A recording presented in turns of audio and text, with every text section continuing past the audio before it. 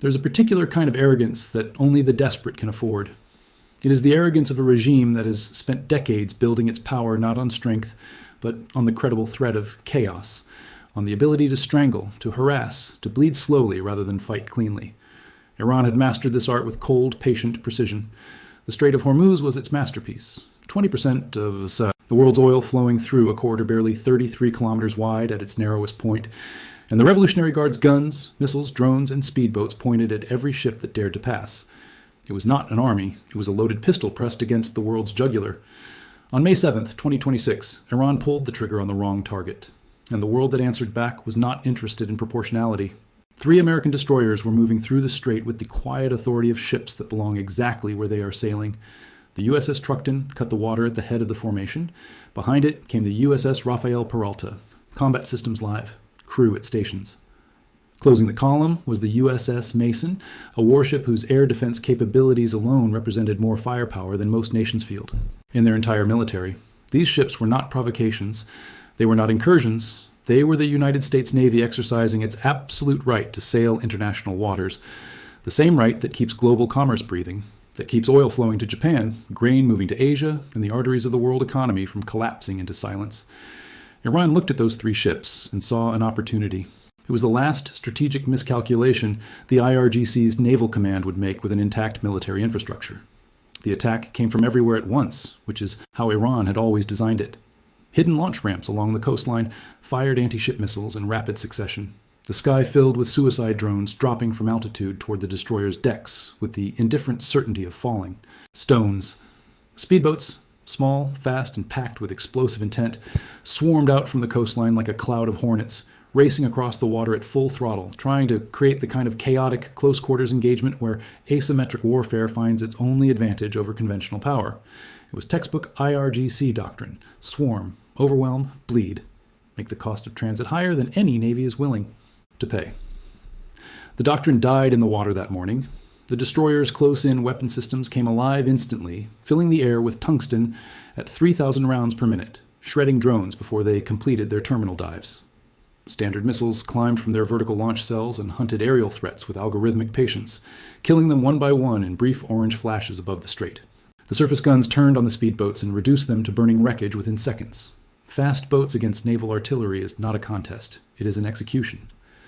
Then the MH-60 Seahawk helicopters lifted from the destroyer decks and swept outward across the water, hunting down whatever the guns had missed with air-to-surface missiles, finishing the work with the methodical thoroughness of a military that does not leave threats half eliminated.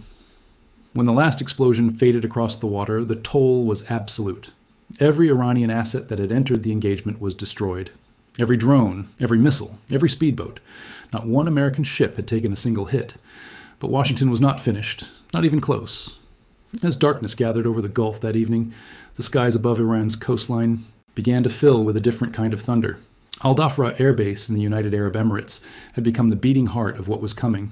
Tanker aircraft lifted in succession and took station over the Gulf, creating a fuel bridge in the sky that would allow strike aircraft to loiter over their targets for hours, unhurried, precise, and absolutely merciless.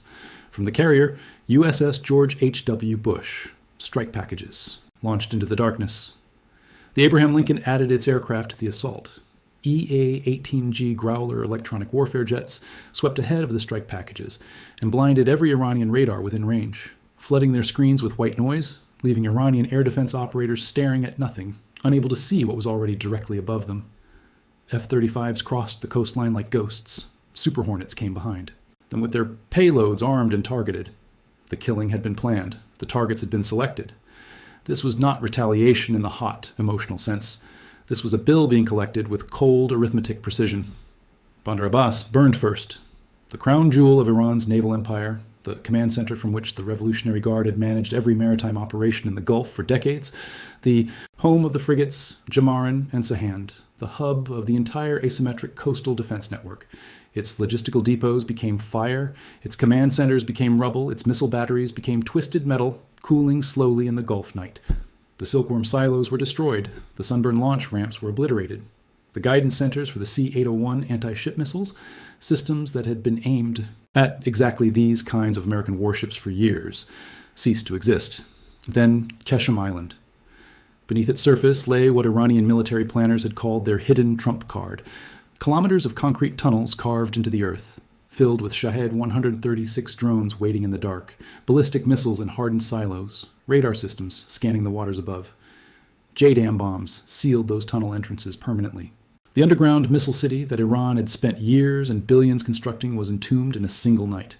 The island that had functioned as a stationary aircraft carrier aimed at the world's most critical shipping lane went silent. Finally, the Sirk naval base, Iran's eastern eye, its early warning sentinel, the intelligence node that tracked every ship approaching from the Gulf of Oman, was dismantled radar node by radar node until nothing remained that could see, report, or threaten. When dawn came, Iran's 1,600-kilometer coastal kill zone had been reduced to a chain of smoking ruins. The loaded pistol pressed against the world's jugular had been taken apart piece by piece and thrown into the sea. The blackmail was over, the leverage was gone. What remained was a negotiating table, a one-page document, and a deadline. Iran would either sign or watch the rest of its military architecture follow its coastal defenses into ash. The Revolutionary Guard had gambled everything on a strategy built over 30 years. It had staked Iran's entire military posture on the belief that the Strait was untouchable, that the cost of challenging them was simply too high for any rational power to accept. May 7th answered that belief with fire. The Strait belongs to the world. And the world had just proved it.